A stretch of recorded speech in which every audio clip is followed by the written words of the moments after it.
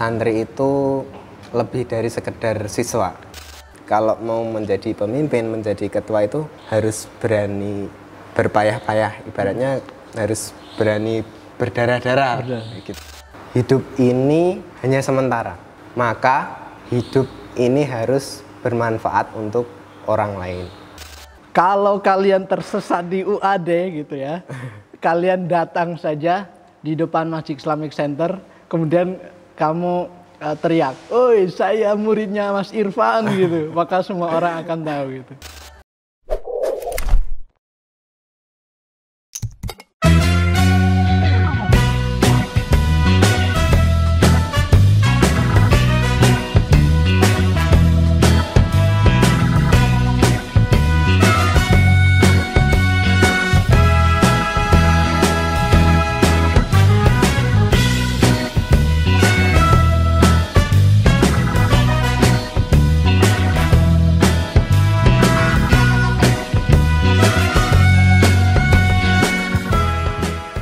Bismillahirrahmanirrahim. Assalamualaikum warahmatullahi wabarakatuh. Waalaikumsalam warahmatullahi wabarakatuh. Alhamdulillahirabbil alamin. Allahumma sholli ala Muhammad wa ala alihi wa ashabi ajmain, amma ba'du.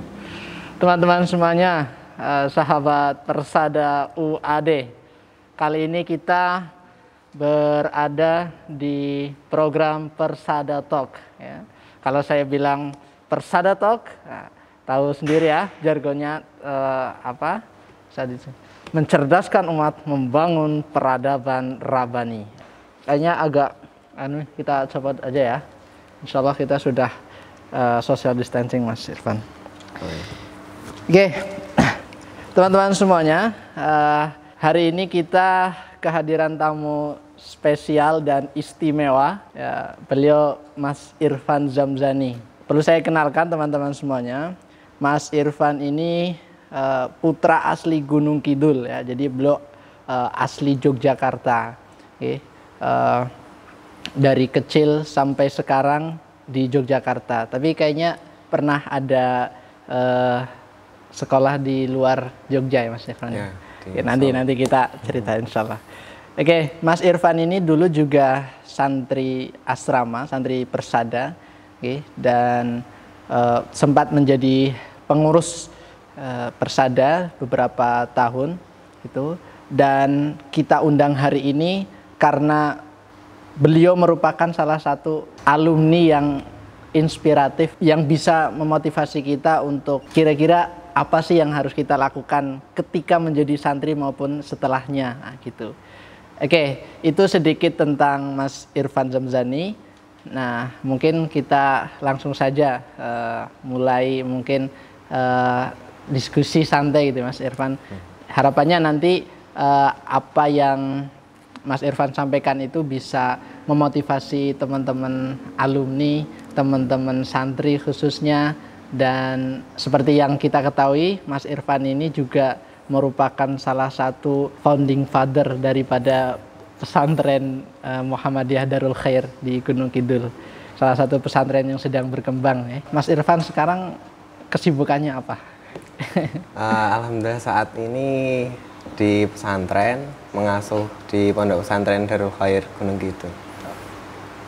Di pesantren ngajar ya? Ngajar sekaligus. Kalau untuk saat ini masih ngajar aja di pesantren sekaligus jadi pengurus di sana. Pengurus dan ngajar ya. Oke, Masya Allah. Sebelum ke pesantren Mas Irfan, kita awali mungkin dari kuliah di UAD khususnya. Kenapa sih Mas Irfan ini milih kuliahnya di Jogja gitu, bukan di Timur Tengah atau mungkin di luar Jogja gitu? Kuliah di Jogja kenapa Mas Irfan? Ya, alhamdulillah dulu waktu setelah lulus SMA, kemudian saya daftar kuliah dan alhamdulillah dapat beasiswa di UAD. Itu beasiswa kader Muhammadiyah di UAD, kemudian saya masuk di jurusan bahasa dan sastra Arab. Dan ketika dulu kalau dapat beasiswa itu harus tinggal di asrama. Dan saya akhirnya memutuskan untuk tinggal di Persada UAD ini, dan alhamdulillah ketemu sama Ustadz Dian ini, alhamdulillah, dan sampai lulus sampai selesai kuliah, alhamdulillah diamani menjadi musrif di Persada juga, dan sampai selesai kemudian saya melanjutkan mengabdi di rumah di Pondok Pesantren Darul Khair seperti itu, Mas. Oh, Masya Allah. Jadi seperti itu ya. Saya pernah dapat cerita dari teman saya itu, betapa dulu ketika Mas Irfan kuliah di UAD ini termasuk salah satu yang cukup berpengaruh di kampus gitu ya. Sampai teman saya itu bercerita gini, ketika kalau nggak salah dulu dia diundang ceramah di Pondok Jenengan ya. Iya. Siapa namanya? Ilham. Ilham. Mas Ilham Lukmanul Hakim ya. Dia cerita ke saya itu, di hadapan santri-santri katanya gitu ya. Kalau kalian tersesat di UAD gitu ya, kalian datang saja di depan Masjid Islamic Center, kemudian kamu teriak, "Oi, saya muridnya Mas Irfan," gitu. Maka semua orang akan tahu gitu. Jadi ini memberikan apa ya? Kesan sendiri bahwa dulu itu Mas Irfan di kampus memang sangat cukup berpengaruh ya, tidak hanya di asrama karena beliau sebagai pengurus, juga di kampus, aktif juga di beberapa organisasi Mas Irfan ya. Mungkin bisa diceritakan kisah-kisah. Masya Allah, itu berlebihan sekali. Ya, dulu alhamdulillah selama saya kuliah di UAD diamanai menjadi ketua IMM dan juga antum sekretarisnya. Kemudian di DPM juga diamanai menjadi ketua. Kemudian di BEM juga alhamdulillah juga diamanai untuk mengurus di BEM FAI UAD seperti itu, Mas Dian. Jadi benar-benar semua apa ya, ortom gitu ya. Bukan ortom ya, ormawa maupun ortom ya. Ortom alhamdulillah sudah pernah mengincipi lah, walaupun cuma sedikit gitu. Iya. Jadi di UAD itu ada namanya ortom dan ormawa ya. Kalau ortom itu singkatan dari organisasi otonom ya. Itu ada IMM, Tapak Suci, Hizbul Waton ya. Ada 3 itu ortom.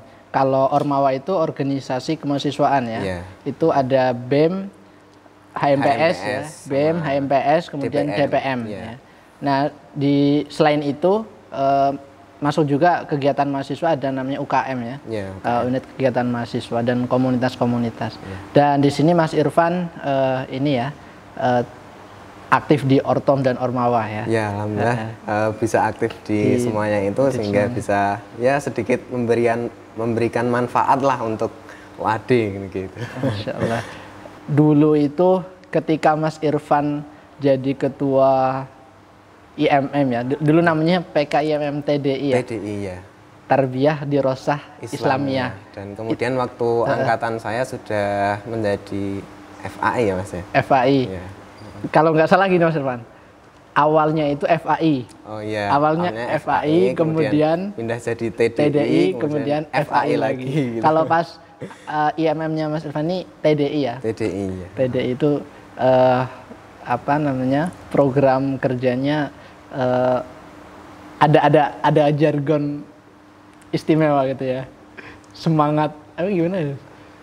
Semangat dakwah menggembirakan. Semangat dakwah intelektual muslim, semangat dakwah menggembirakan. Itu apa masih namanya? Ingat ya, tagline ya, tagline IMM generasinya Mas Irfan. Intelektual muslim, semangat dakwah menggembirakan. Itu mencirikan apa ya? Trilogi IMM ya. Religiositas, humanitas sama intelektualitas. Intelektualitas, humanitas, intelektualitas, religiositas, intelektualitas, religiositas sama humanitas. Oke. Intelektual muslim, semangat dakwah menggembirakan. Oke.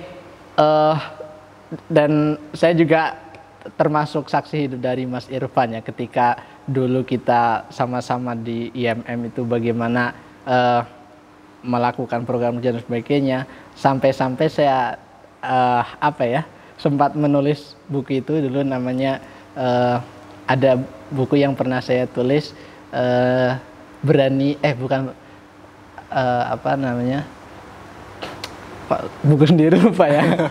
Intinya salah satu buku yang di karangan itu ya. Itu Mas Irfan. Ya itulah tentang organisasi gitu ya, tentang organisasi. Salah satu segmen di buku itu saya tulis bagaimana Mas Irfan itu ada apa ya, ada semacam gosip gitu ya, bahwa Mas Irfan itu dekat dengan seorang yang menjadi anggotanya sendiri gitu. Nah, ketika saya tulis itu masih menjadi rumor gitu ya. Dan katanya Mas Irfan, wah ini nggak boleh terbit ini buku ini mematikan pasaran ini gini. Nah, tapi ternyata yang saya tulis itu jadi betul gitu ya. Qadarullah itu sekarang menjadi istri saya. Oh gitu. Ya jadi apa ya, menunjukkan komitmen dari Mas Irfan sendiri gitu ya.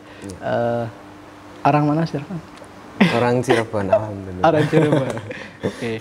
Itu dulu satu organisasinya. Jadi dan satu IMM juga. Satu IMM, satu DPM juga ya. Iya, dan satu kelas juga. Satu kelas juga, Masya Allah. Oke, itu bisa menginspirasi teman-teman semuanya ya. Oke, lanjut ke ini Mas Irfan. Ke pesantren ya, ini tentang pesantrenan. Kita tahu bahwa ya, saya sendiri juga Mas Irfan, saya juga pernah punya cita-cita ingin mendirikan atau membangun pondok pesantren Mas Irfan. Amin, amin. Dan itu masih menjadi salah satu doa yang sering kita panjatkan. Dan dalam hal ini Mas Irfan sudah mengalami, sudah mempraktekkan dulu gitu. Artinya walaupun masih jauh di namakan sempurna ya. Iya, tapi paling tidak jenengan sudah mengalami gitu, sudah merasakan gitu. Nah, sejak kapan Mas Irfan di Darul Khair ini? Mungkin bisa diceritakan bagaimana proses panjang menjadi Darul Khair itu seperti apa, Mas Irfan? Jadi Darul Khair ini sudah dicita-citakan sama bapak-bapak PCM sejak saya SD. Kalau saya ingat itu saya SD. Jadi bapak-bapak PCM itu selalu bercerita bahwa besok itu di Ngelipar akan ada pesantren gitu. Jadi setiap ada kumpulan besar kayak gitu, ada pertemuan, ada pengajian, itu selalu digaungkan seperti itu.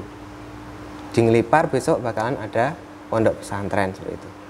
Nah, sambil berjalannya waktu, bapak-bapak PCM itu tidak hanya ngomong saja, tapi juga sambil belajar, sambil studi banding di pesantren-pesantren yang sudah berdiri, kemudian sambil belajar di PCM-PCM atau PDM yang sudah memiliki pesantren, dan juga putra-putrinya itu disekolahkan di pesantren. Karena saat itu memang di Ngelipar belum ada yang mempunyai basic pesantren. Kita belum punya modal apa-apa, cuman punya modal semangat aja. Gedung belum punya, biaya belum punya, kemudian ustadz juga belum punya, lahan juga belum punya itu. Jadi pokoknya cuman modal semangat. Nah, dimulai dari menyekolahkan putra-putrinya ke pesantren. Lalu singkat cerita, di tahun 2016 saat itu PCM itu mendapatkan bantuan dari Yayasan Bina Muwahhidin dari Arab ya, melalui Yayasan Bina Muwahhidin itu mendapatkan satu paket bantuan berupa masjid, dua rumah ustadz sama 4 lokal asrama. Nah, modal itu kemudian PCM mulai sedikit optimis kayak gitu, bahwa besok akan benar-benar ada pesantren kayak gitu. Nah, lalu itu 2015 akhir Mas. Kemudian menjelang mau pergantian 2016 itu, nah kita kan sudah lulus dari pesantren ya, putra-putri yang disekolahkan tadi sudah lulus dari pesantren, kemudian ada yang sudah lulus kuliah juga. Nah, kebetulan saya waktu itu juga masih di kuliah, asrama, masih di asrama karena itu baru masih semester 4. Nah itu dipanggil. Nah anak-anak yang dulu dari kader-kader dari Ngelipar itu dipanggil ke Ngelipar, kemudian dijelaskan seperti ini, bahwa kita sudah memiliki lahan, kita sudah memiliki bangunan kayak gitu. Nah kira-kira antum-antum semua ini siap enggak ketika besok tahun ajaran depan kita membuka pesantren 2016 kayak gitu. Nah setelah dipertimbangkan teman-teman semuanya akhirnya kita komitmen, semuanya setuju. Nah akhirnya bismillah. Berapa orang itu? Itu berapa ya? Kalau nggak salah 6 apa ya? Cuma 6 orang. 6 orang. Masya Allah. Jadi sebenarnya tidak banyak. Nggak banyak itu. Ya Allah. 6 orang termasuk saya. Kemudian ditunjuk yang salah satu putranya dari Bapak PCM itu untuk menjadi ya pimpinan lah, menjadi mudirnya. Karena kalau di pesantren itu kan harus ada mudirnya. Januari 2016 itu kita mulai bismillah tahun ajaran baru. Kan tahun ajaran baru itu bulan Juli ya. Itu pokoknya tahun ajaran 2016-2017 kita buka pesantren. Akhirnya awal 2016 itu kita mulai promosi, mulai membuat brosur. Kan saya minta bantuan antum juga untuk ngelipat brosur ya, Mas. Ingat ya itu ya. Itu sangat itu antum juga ikut berjuang mendirikan Darul Khair secara tidak langsung.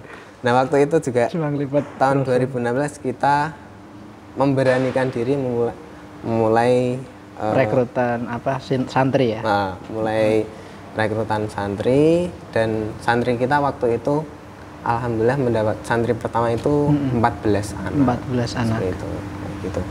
Putra putri ya? Putra putri. Putrinya 4, kemudian putranya 10. Nah, kayak gitu. Jadi itu Mas Dian, awal mulanya seperti itu. Dari 6 orang, 6 orang. Sekarang itu sudah berapa santrinya? Kalau santrinya sekarang 189. 189. Ini tahun ke-5. Tahun ke-5 Tahun ya? ke-5. Oke, dan pengasuhnya 25.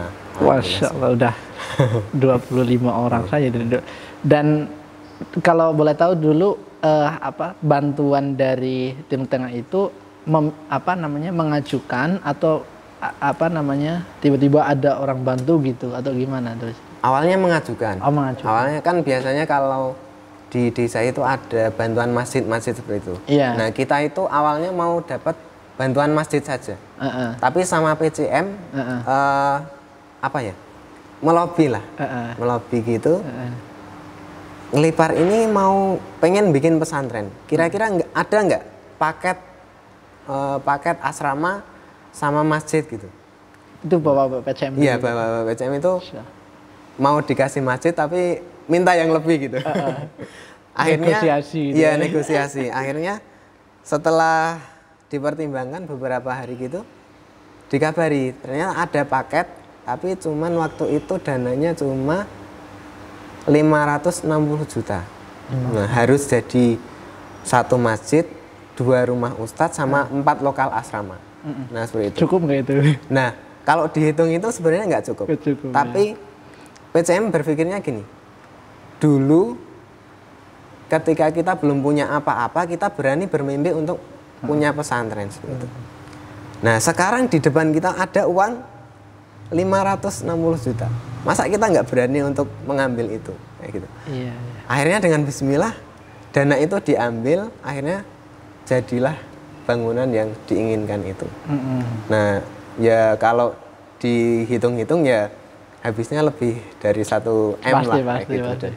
Ketika di LPJ kayak gitu, dan qadarullah syekhnya itu berkenan datang dan merasa bahagia karena dengan dana seperti itu bisa jadi bangunan yang banyak kayak gitu. Dan alhamdulillah itu kita ditambah dana 40 juta khusus untuk membuat kamar mandi aja. Nah, itu saya kira lebih apa ya, lebih dari cukup untuk membuat 5 kamar mandi. Tapi kalau orang Timur Tengah itu amanahnya membuat 5 kamar mandi, ya harus dibuat 5, dan akhirnya gitu. kita buat 5 kamar mandi dengan alhamdulillah jadi sangat bagus sekali. Gitu. Jadi ceritanya. apa membuat yang membantu itu merasa senang, ya? Senang dan puas kayak gitu, karena ya itu. Masya Allah. Ya sangat apa ya, memberikan kita ini ya, gambaran betapa cita-cita itu kalau sering diungkapkan, sering disampaikan menjadi keyakinan, itu ya apa yang sering kita pelajari ya, menjada-wajada gitu ya. Betul, ya. Dan siapa yang bersungguh-sungguh itu pasti dia akan mendapatkan ya. Tinggal kita mau bersabar atau tidak kayak gitu. Kan iya. Terkadang ketika kita memiliki keinginan terus lama nggak dikabulkan seperti itu, kita nggak sabar menunggu jawaban dari Allah gitu. Yeah. Nah, okay. Dan sekarang sudah mulai terasa apa yang dicita-citakan dulu gitu sudah ya sedikit demi sedikit mulai menapaki gitu ya. Mulai terrealisasi gitu. Iya Mas Irfan. Mudah-mudahan di tempat saya juga bisa seperti itu. Amin, amin. Jadi teman-teman juga. Nah ini Mas Irfan, suka duka perintisan pesantren. Suka dukanya banyak ya. Sukanya jelas alhamdulillah kita dipercaya sama masyarakat, dipercaya sama para wali santri, dan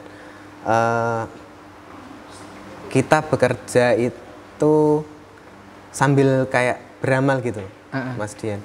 Jadi kalau kita kan kalau di pesantren kan kayak nyimak ngaji sama ngajar, terus nanti ngaji bareng, murojaah bareng, itu kan secara tidak langsung itu beramal soleh ya. Kemudian itu juga bekerja juga di pesantren kayak gitu. Nah, jadi alhamdulillah mendapatkan lingkungan yang baik, kemudian ya tenang lah, di hati itu tenang. Kemudian ya dukanya banyak juga. Dukanya itu ketika kita ada mungkin kita tidak bisa memberikan pelayanan yang baik, pasti ada komplainnya ya itu. Iya, pasti itu ngurusi orang itu. Karena kita juga melayani ya, karena kita melayani banyak orang dan orangnya kan juga bermacam-macam.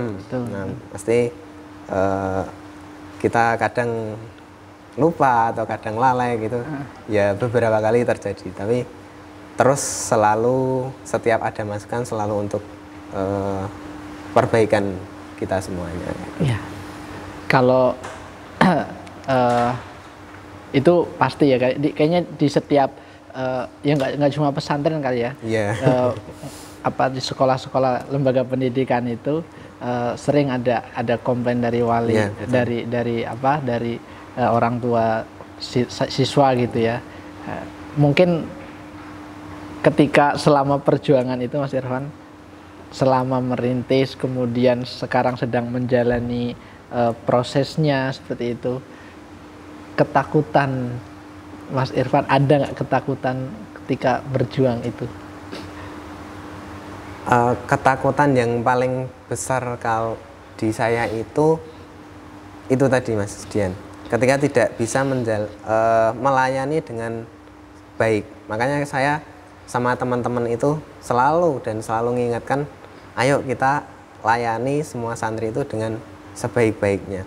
Karena ketika karena 189 santri dan wali santri itu mempercayakan ke Darul Khair untuk pilihan pendidikan dari sekian banyak pesantren, sekian banyak sekolah, dan yang dipilih itu adalah Darul Khair. Ketakutan kita itu yaitu tidak bisa melayani dengan sebaik-baiknya. Itu menunjukkan bahwa Mas Irfan dan teman-teman itu berusaha menjaga amanah kepercayaan wali nih. Ya. Dan memang itu yang harus dimiliki oleh setiap lembaga pendidikan, saya rasa, bahwa menjaga amanah itu adalah sesuatu yang betul-betul harus diperjuangkan dan dilaksanakan gitu. Dan mungkin Mas Irfan ketika merintis kemudian menjalankan ya dalam hal seperti itu, ada kendala yang dihadapi itu seperti apa, supaya mungkin teman-teman ketika barangkali merasakan apa yang gitu, itu bisa mengantisipasi atau lebih siap lah gitu seperti itu. Yang jelas kalau kendala itu banyak juga, tapi alhamdulillah di Darul Khair ini ya pengurusnya masih muda-muda, dan jadi ketika ada kendala itu ya kita buat guyonan, kita buat santai kayak gitu. Nah, kalau ya yang kita alami awalnya itu saya sedikit pesimis. Kenapa?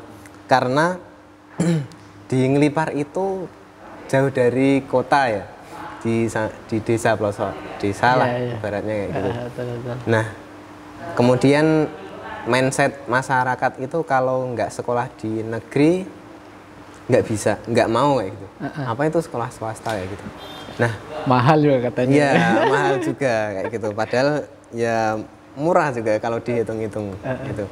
Nah, kendala kita ya meyakinkan ke masyarakat untuk ke Darul Khair itu bagaimana. Awal-awal kendala kita seperti itu. Nah, tapi ya alhamdulillah dapat 14 santri di angkatan pertama itu perjuangan yang luar biasa begitu. Gitu. Kemudian kendala yang kedua, karena semakin tahun kita itu ya alhamdulillah semakin naik santrinya, jumlah santrinya semakin naik. Nah itu kendala fasilitas tentu ada, karena yang lokal yang tadi dimiliki di awal sebagai modal itu semakin lama semakin penuh, Mas Dian. Iya. Jadi membutuhkan tempat baru. Jadi kita membutuhkan tempat yang baru. Jadi kita mikir gimana lagi untuk membangun. Sedangkan kan bangun itu tidak harus membutuhkan biaya yang banyak sekali kayak gitu. Kemudian apalagi ya kendalanya? Ya pokoknya kalau dipikir banyak, tapi alhamdulillah itu selalu ada jalan, Mas Dian. Jadi ketika kita sudah yakin, kemudian sama teman-teman komitmen, ayo kita bareng-bareng karena ini milik bersama. Kemudian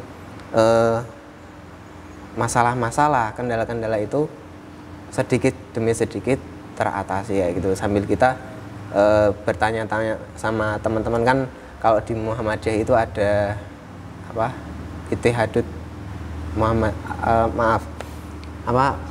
kumpulan pondok pesantren Muhammadiyah itu. Ittihad.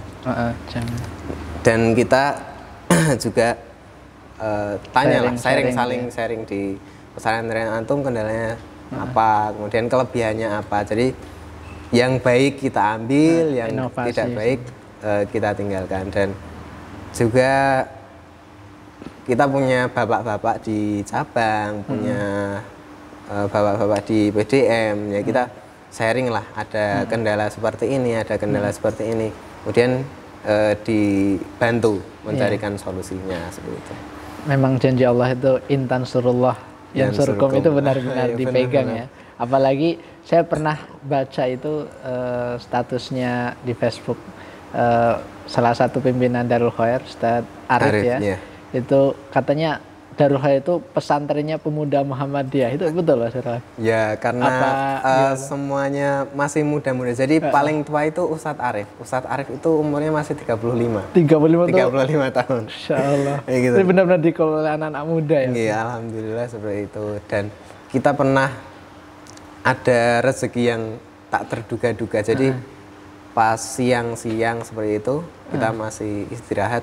Jadi Ustadz Arif itu ditelepon sama Telkom di Telkom area Telkom. 4. Jadi Telkom ditelepon, Ustadz ini ada bantuan berupa ruangan kayak gitu. Ada bantuan CSR. Tiba-tiba masuk aja gitu. Jadi ceritanya itu dari direksi sana itu googling gitu, googling, nyari dia dapat satu pondok NU, kemudian satu pondok Muhammadiyah kayak gitu. Nah yang dicari itu di daerah Gunung Kidul. Nah googling gitu, Qadarullah yang muncul di awal itu Darul Khair. Nah sama sana ditelepon, nah siang-siang itu ditelepon. Nah besoknya itu langsung didatangi. Ini ada dana segini, kira-kira sini siap menerima enggak gitu. Ya, dengan senang hati kita siap menerima. Kalau dibangun kelas di atas gimana gitu. Nah saat itu kita juga benar-benar baru membutuhkan lokal kelas, lokal asrama gitu. Dan besoknya didatengin, disurvei, selang 1 bulan, waktu itu bulan Ramadan, kita dipanggil ke Semarang untuk menerima bantuan itu. Penyerahan hadiah. Iya. Seminggu gitu langsung ditransfer cash 200 juta. 200 juta. 200 juta. Itu buat kita kelas. Untuk kelas, untuk yang di atas gedung dakwah itu. Iya. Untuk aula itu. Nah, itu kita tidak mengajukan proposal, tidak, pokoknya nggak pernah mengajukan apa-apa lah. Gitu. Ya pokoknya kemarin waktu rapat itu, wah kita kekurangan kelas gimana ini caranya gitu. Dan tiba-tiba alhamdulillah ada rezeki seperti itu, Masya Allah. Selalu terbuka jalan gitu ya, Masya Allah. Selama selama kan Mas Irfan ngajar gitu ya, ngajar kemudian mendampingi santri dan juga di sisi lain mengurusi urusan pribadi ya, individu. Mungkin ada nggak cerita-cerita yang menarik dari para santri, kemudian ya kisah-kisah yang mungkin bisa menghibur kemudian ketika sedang penat sebagainya, itu gimana Mas Irfan?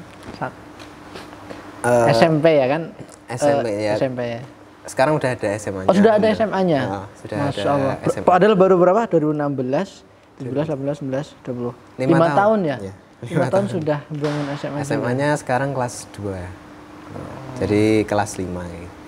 Kalau cerita-cerita di pondok itu banyak juga, Mas Dian. Banyak juga.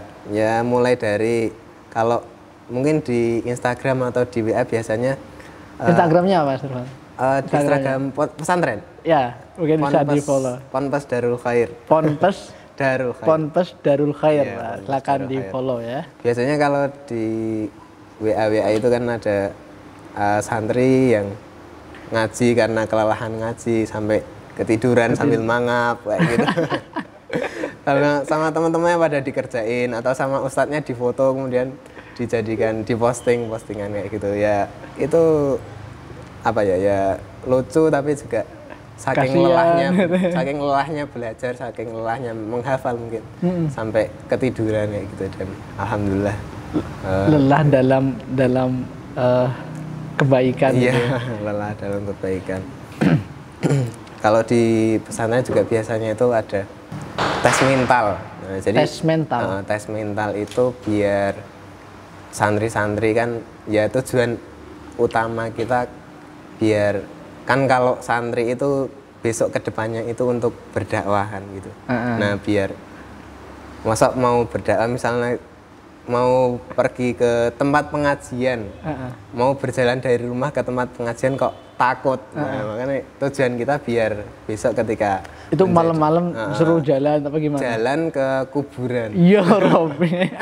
Ke kuburan. Nah, dia itu anaknya itu ya kemaki gitu. Kemaki, tapi ternyata kemaki itu apa? Kemaki itu apa ya? Geleleng gitu. Nah, geleleng gitu. Ya, geleleng gitu. Tapi ternyata ketika masuk kuburan itu takut dan nangis. Gitu. Ya itu jadi bahan guyon nanti. Iya. Tapi ya alhamdulillah besoknya gitu karena dia tidak lolos, besoknya harus ngulang lagi. Alhamdulillah bisa berani lagi. Nah itu hikmahnya. Tapi kita nggak tahu ya, mungkin santri-santri yang itu besarnya jadi apa kita nggak tahu. Yang jelas kita selalu memotivasi mereka, memberikan pesan kepada mereka. Kamu di sini pokoknya harus belajar. Besok insya Allah pekerjaan itu atau besok jadi apa itu mengikuti sendiri seperti itu. Yang penting kamu belajar, mendapatkan ilmu, belajar lillahi ta'ala gitu. Sampai detik ini mungkin Mas Irfan punya goal atau tujuan jangka panjang itu apa, Mas Irfan? Jadi saya dulu di pondok itu juga bercita-cita ya, berkeinginan untuk ngurus pesantren kayak gitu. Nah saya juga besok jangka panjang keinginan saya, target saya itu menjadikan Darul Khair semakin besar lagi, semakin besar dan tentu bermanfaat. Saya selalu melihat, mengambil pelajaran dari pesantren yang tertua ya, pesantren Gontor. Nah itu juga kita selalu belajar dari sana.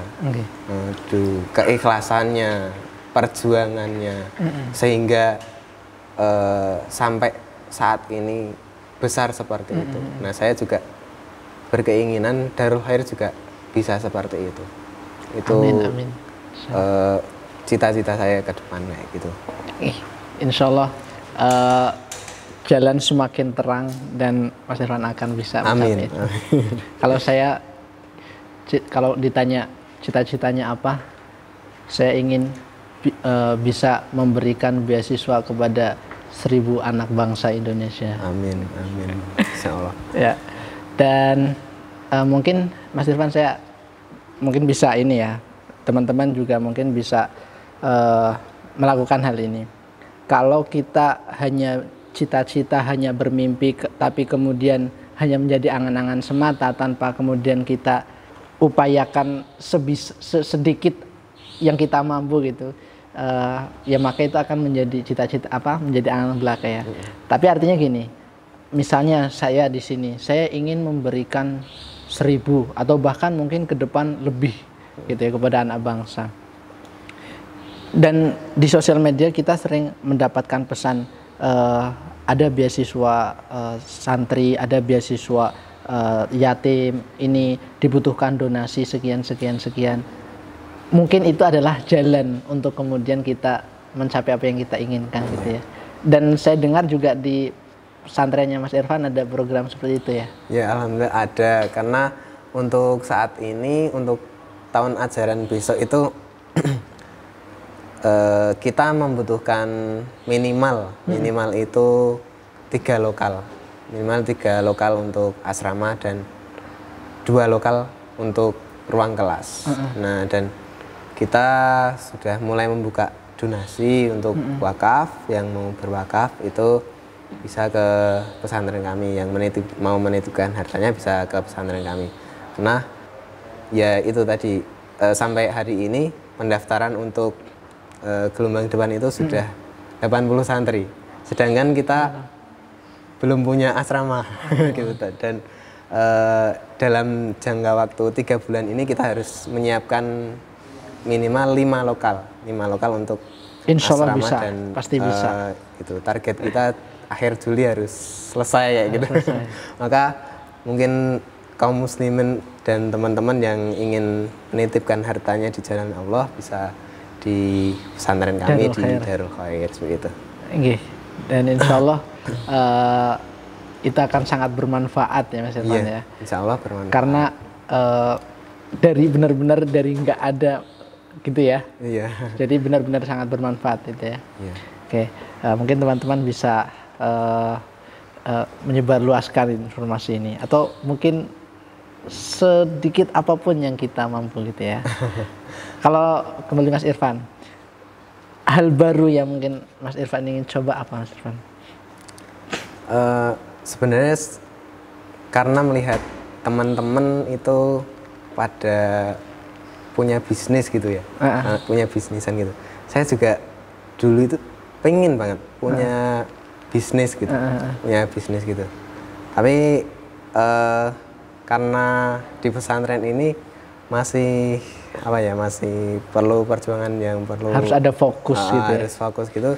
Saya takut nanti malah nggak fokus gitu. Tapi saya juga pengen nanti juga punya usaha sendiri sehingga bisa sedikit membantu lah dari pesantren gitu. Saya minum dulu. Monggo.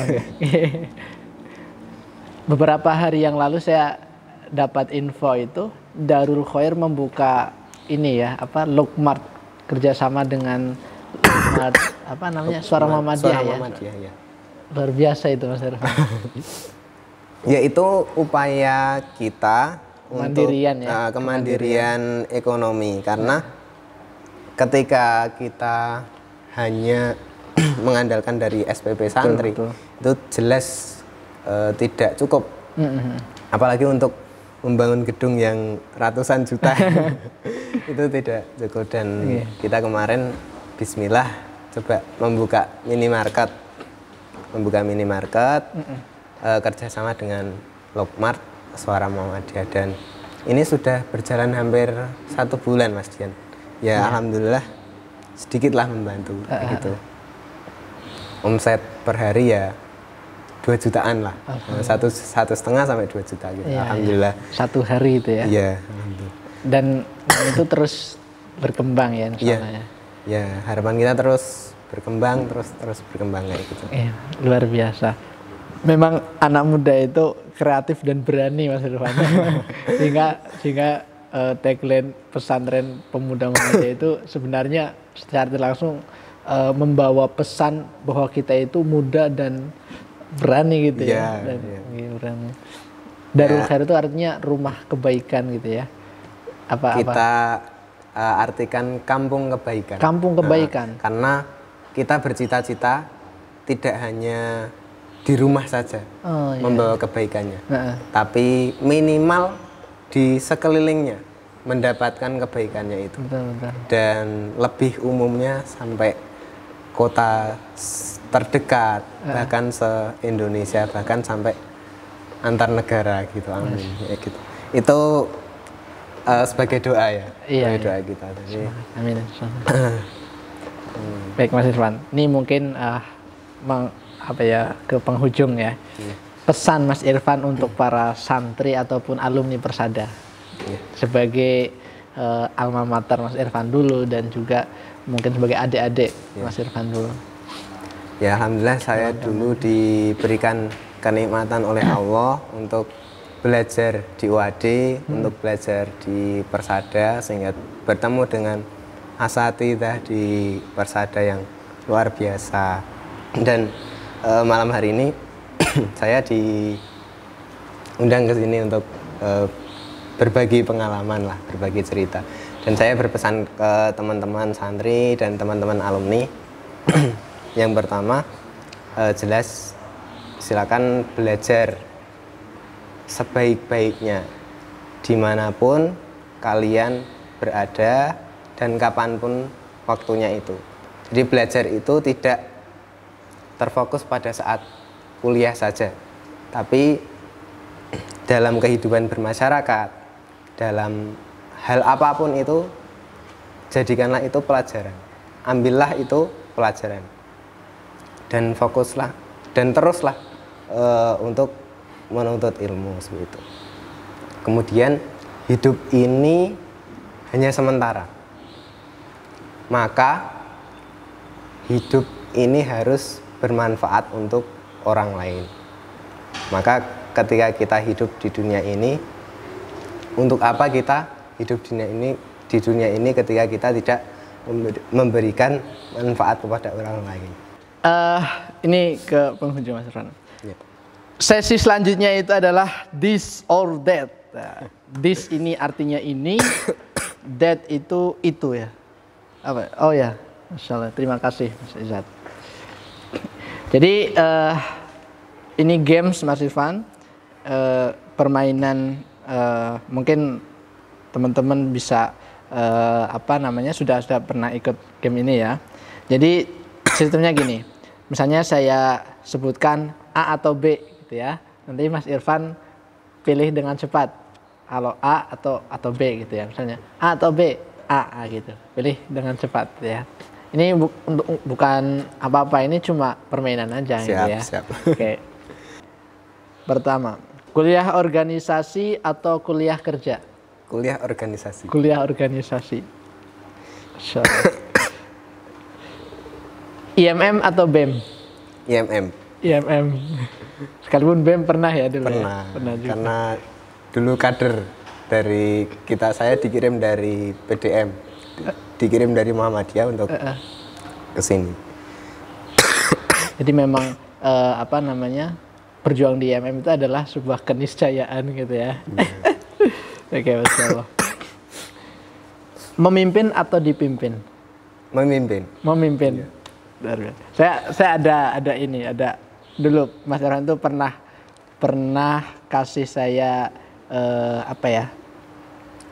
sebuah kata singkat tapi itu mengena dan menjadi salah satu konten di buku saya itu, bahwa pemimpin itu adalah ujung tombak dan ujung tombok.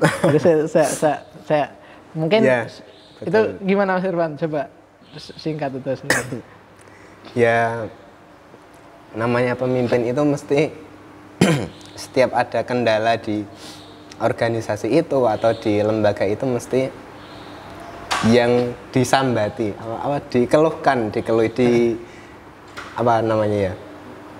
dijadikan mengeluh gitu. Pokoknya kalau mengeluh ke pemimpin gitu. Kalau salah pemimpin gitu ya. Kalau kurang ya pemimpin gitu ya. Ketuanya gitu ya. Ada kekurangan pokoknya ketuanya.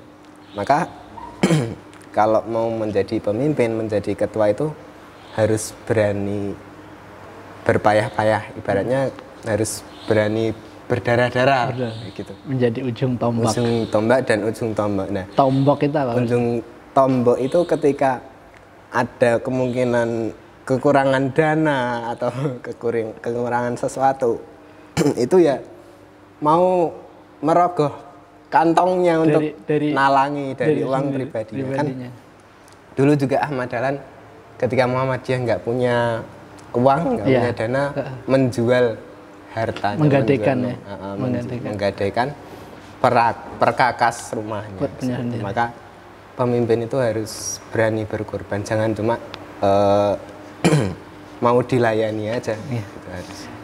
Justru pemimpin itu melayani ya. Oke. Saya benar-benar mendapatkan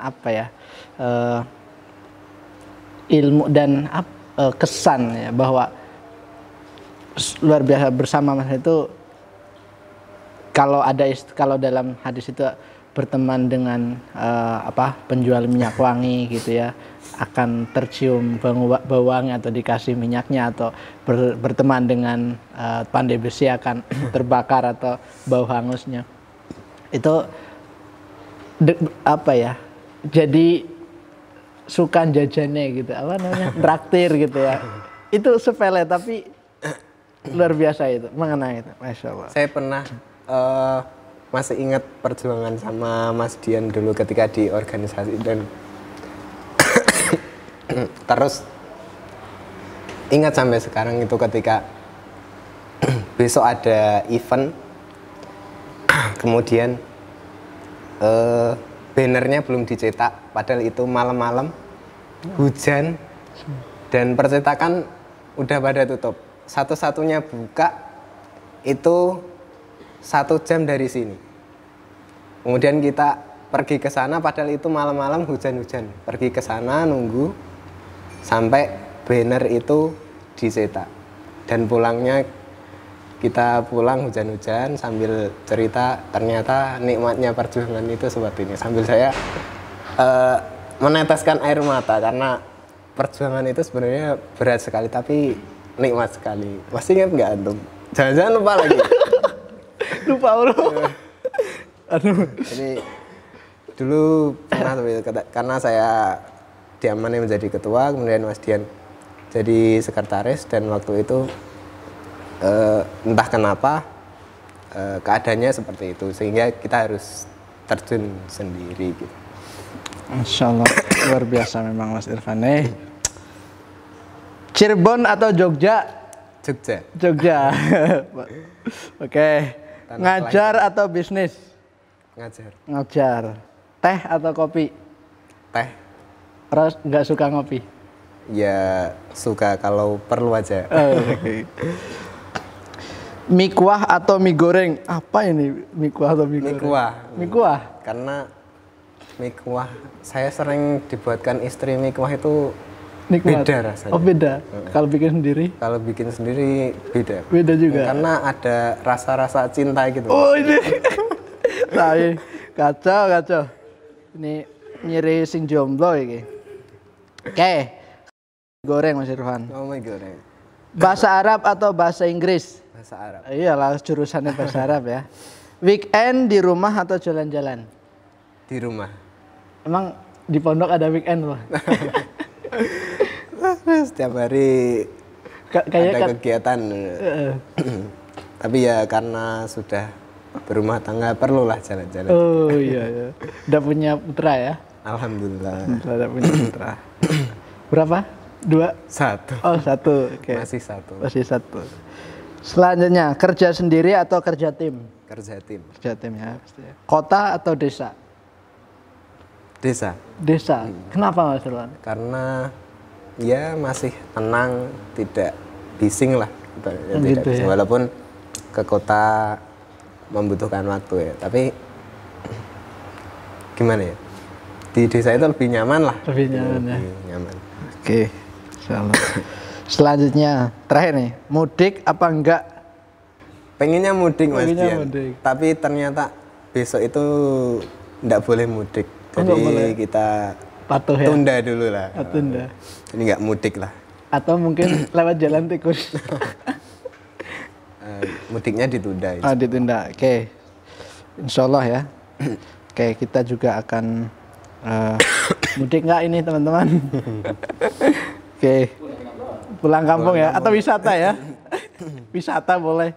Tapi kalau kabarnya santri boleh kok kabarnya. Oke. Terima kasih teman-teman dan Mas Irfan jazakumullah khairan atas kesediaan waktunya yang menyempatkan di sela-sela kesibukan Mas Irfan sebagai pengasuh pondok yang tentunya ini sebenarnya bukan hari libur ya.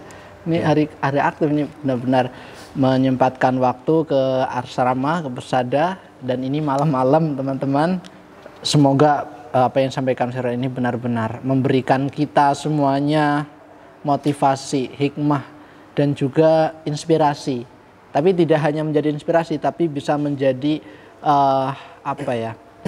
sesuatu yang bisa menggerakkan kita sesegera mungkin gitu ya, sesegera mungkin. Artinya apa yang kita dengar tidak berlalu begitu saja, tapi menjadi cambuk untuk kita bisa lebih daripada apa yang dilakukan Irfan.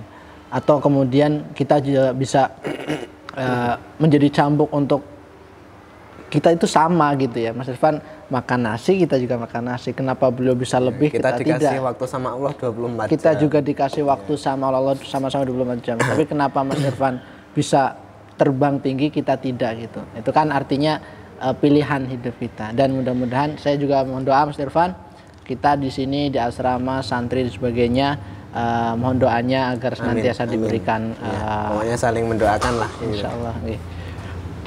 Terakhir Mas Irfan, ini ada request, apa sih makna menjadi santri buat Mas Irfan? Jadi bagi saya, santri itu lebih dari sekedar siswa. Jadi berbanggalah antum semuanya yang berkesempatan untuk menjadi seorang santri. Dan santri itu adalah nanti penerus para ulama. Maka mari kita belajar bersungguh-sungguh, mari kita berjuang lebih keras lagi, karena santri adalah penerus para ulama, penerus para pemimpin, dan kita adalah besok yang akan melanjutkan estafet kepemimpinan di Indonesia dan juga di dunia seperti itu. Okay. Masya Allah, luar biasa sekali teman-teman semuanya. Dan santri adalah dia yang berakhlak seperti santri. Gitu ya. Jadi kalau sekalipun dia orang pesantren gitu ya, tapi kalau akhlaknya tidak mencerminkan, dia ya santri.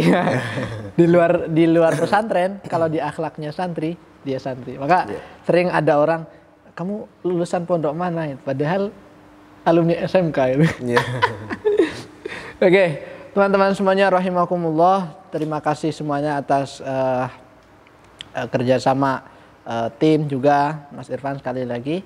Dan nantikan podcast kita berikutnya. Jangan lupa subscribe channel YouTube Persada, Persada UAD TV, ya Persada UAD TV. Kemudian like, komen, dan share, gitu ya. Dan juga media Persada juga bukan hanya YouTube, ada Instagram. Kemudian Persada juga mempunyai Persada Store, ya, tempat merchandise-nya Persada gitu ya, kalau ingin merchandise dan UAD khususnya. Nantikan program-program Persada berikutnya yang pastinya mencerdaskan, mencerahkan, dan membangun peradaban Rabbani. Terima kasih dari saya. Assalamualaikum warahmatullahi wabarakatuh. Waalaikumsalam warahmatullahi wabarakatuh.